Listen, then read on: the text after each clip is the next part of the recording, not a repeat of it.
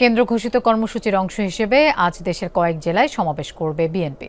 কুমিল্লায় সমাবেশে যোগ দেবেন দলের মহাসচিব মির্জা ফখরুল ইসলাম আলমগীর। এ বিষয়ে আরও জানবো, আমাদের সাথে যোগ দিচ্ছেন কুমিল্লার লাকসাম থেকে আরেফিন শাকিল। আরেফিন, আনুষ্ঠানিকভাবে সমাবেশ শুরু হয়েছে কিনা, নেতাকর্মীদের উপস্থিতি কেমন দেখছেন?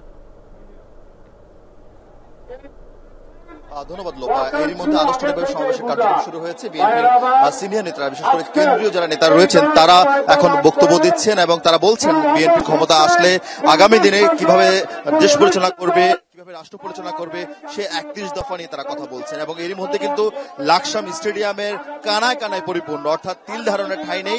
লাকসাম স্টেডিয়ামে লাকসা, মনোহরগঞ্জ এবং নাঙ্গলকোট আশপাশে যে কয়টি উপজেলা রয়েছে, প্রত্যেকটি উপজেলা থেকেই মূলত বিএনপি নেতা কর্মীরা আজকের এই সমাবেশে যোগ দিয়েছেন এবং তারা স্লোগান ফেস্টুনে আগামী দিনে তারেক রহমানের নেতৃত্বে বাংলাদেশ গড়ার তারা প্রত্যয়ের কথা জানাচ্ছেন। এবং বিএনপি নেতারা বলার চেষ্টা করছেন আগামী দিনে বিএনপি বাংলাদেশে বৈষম্যহীন যেমন সমাজ তৈরি করবে, তেমনি রাজনৈতিক সহ অবস্থান রাখবে এবং সেই সঙ্গে গত 15 বছর বিএনপি নেতা কর্মীদের উপর যে নির্যাতন নিপীড়ন হয়েছে, সেই নির্যাতন নিপীড়নের বিচার করবে বলে তারা সেই প্রত্যয়ের কথা জানাচ্ছেন। এবং তারা বলছেন গত 15 বছর এই লাকসামে, মনোহরগঞ্জে কার্যত বিএনপি রাজনীতি করা নিষিদ্ধ ছিল।